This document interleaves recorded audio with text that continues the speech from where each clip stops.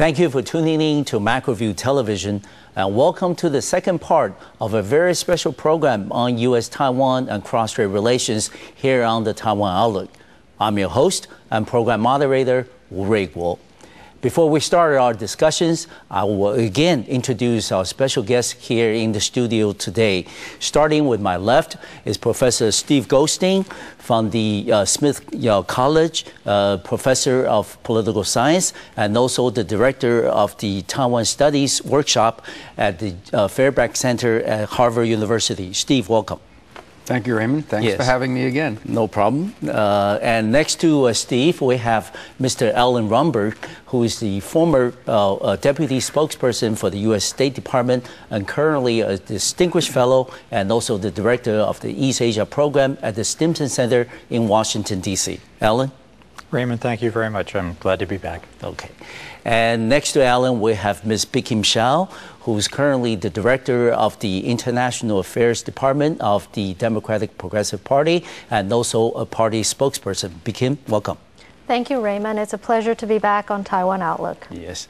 And next to Bi-Khim, we have Deputy Minister Zhao Jianming from the government's Mainland Affairs Council. Jianming, welcome to the program.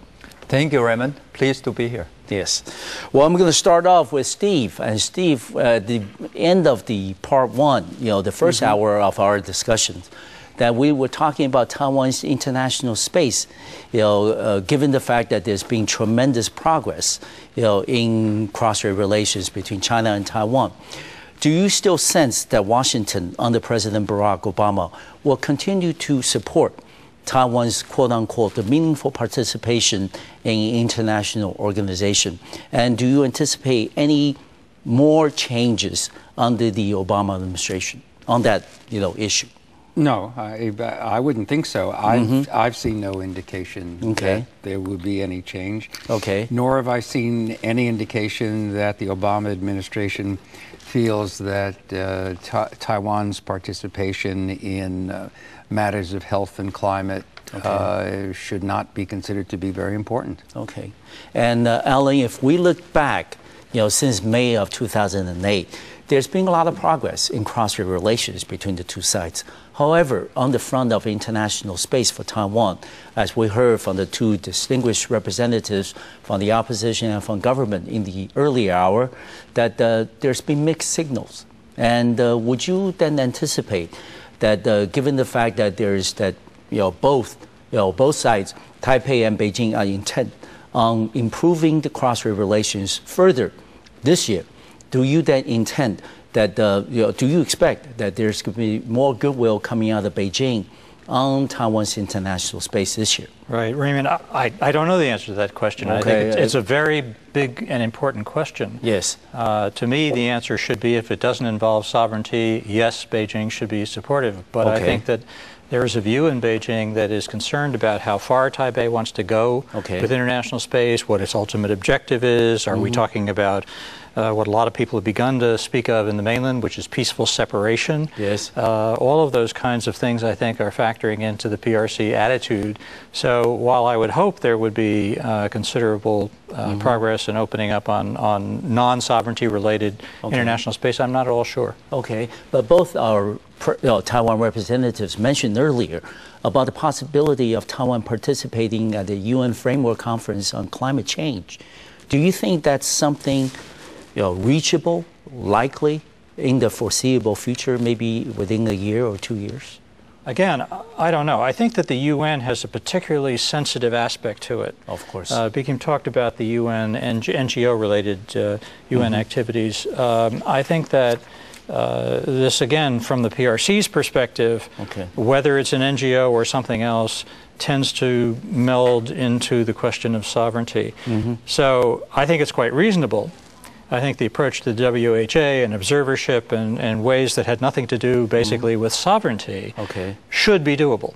Okay. But as I said, I think that there are concerns in Beijing about what the implications of this are, in fact, for longer-term cross-strait relations and the question of the relationship between sovereign issues, sovereignty issues, and I think we just have to wait and see. Okay. Well, let's now shift the focus onto U.S.-China relations. If you look at the relationship in President Obama's first year in office in 2009. The climax, of course, in U.S.-China relations was his November visit to Beijing and to Shanghai. How would you then, assess that particular visit, especially the summit meeting between President Obama and also Chinese President Hu Jintao? I think it was a successful visit. Overall? Overall. I think that you can look at the joint statement that was issued. Yes. Very detailed, very extensive. A lot of it has to do with things that have to be worked out further into the future, but it was a very rich set of meetings and conversations. Now, were all the problems solved? Of course not. And there are some fairly large ones out there, some bilateral, such as some trade issues, some international, such as nonproliferation and Iran and so on and so forth. Yes. But on climate change, if you look at what happened in Copenhagen, in fact, at the end of the day, I would argue that the U.S. and the PRC ended up in a very similar place, and I think that the final meeting that President Obama attended with Premier Wen Jiabao and others was a very crucial meeting. Yes. It's not the end of the story. No. But I think they made enormous progress, and I think the foundation for that was importantly laid during the November visit. Okay. So I would say that was also an element of significant accomplishment. Okay. And Steve, why then there were so many people very critical of President Obama's visit to China and also to other parts of Asia? What were the things that they were mostly concerned about? I think they were mostly concerned about the atmospherics that weren't there. I don't know Washington as well as Alan knows Washington, but the sense that I have as well is that a lot of what went on in the private meetings. Okay. And that those private meetings, at least it's my understanding, had some very frank and very useful exchanges. Some of the public statements, particularly the spin that the Chinese put on it, that certainly didn't help. But I think that in the closed meetings, my impression is, and my information is, that President Obama was straightforward, forthright, and maintained positions that we would expect him to maintain. Okay. And now let's get a perspective on Taipei. Professor Chow, you are, political observer of U.S.-China relations for many years. How would you assess President Obama's trip to China last November? And also, how would you rate the state of relations between Washington and Beijing? Well, as China rises and as China is more and more integrated into the international orders, I think it's inevitable, and I think it should, that the U.S. and China would increase its contacts. In the future, I think U.S. would be looking forward to China's help, not only on security issues, but also on many other host of other issues, including very important economic recovery issues and so on. So I think it's going to be good between the two countries. I think even on the issue of security, the two countries will also increase their dialogue. Okay.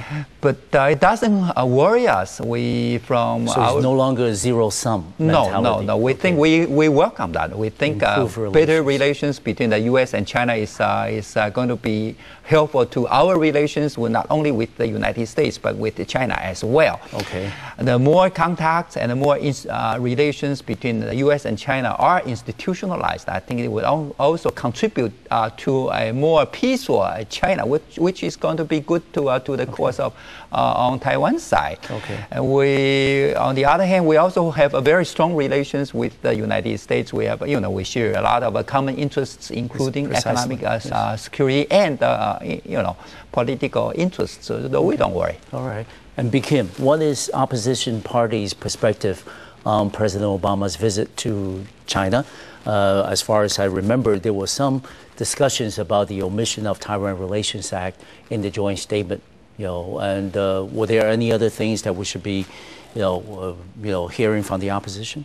Well, first of all, I think it's in everyone's interest that the U.S. has a stable relationship with China, and these are two of the most important powers that have an influence on our future. And we certainly hope that this strategic relationship that is going on would be transparent, that we all know what's going on, yes. And that it would benefit the stability of the region. However, from Taiwan's perspective, beyond the global issues that the two powers were discussing, the trade issues, the climate change issues, the non-proliferation issues, Taiwan always watches for the language related to Taiwan. And not only in the joint statement, but on a number of other occasions, when President Obama was asked about arms sales and about the TRA, we did not hear a reiteration. But later on, when Ray Burkhart, the AIT chair, came to Taiwan, he did deliver the message to the Taiwan public that President Obama did in the closed-door sessions reiterate his commitment to helping Taiwan in our defense. And so that part was reassuring. However, we also had concern about the public language in the joint statement related to respecting Chinese territorial integrity. Yes. Now, such language typically is a Chinese language. It hasn't become a mainstream of American public policy vocabulary. And the fact that it was adapted by the American president and used in the joint statement did generate some concerns. And we raised those questions and those concerns. And again, when the AIT chair came over to Taiwan, he tried to make the explanation to us that that language was specifically referring to Tibet and Xinjiang, yes. And not to Taiwan, and that the U.S. position on Taiwan's sovereignty had not changed. So we always watch for questions, for statements related to Taiwan, and I think if we can maintain the stable relationship, a relationship that is familiar with us, that is predictable, and the TRA under the framework of the Taiwan Relations Act, I think the Taiwanese people wouldn't mind seeing a stable stable interaction or engagement between the two major powers. Okay, good. And Ellen, after we come back, I'm going to ask you for a response to that, and given the fact that there has been some confusion locally regarding the trip and what the implications are on Taiwan relations. And we're going to take another short break. I'll see you in about 3 minutes.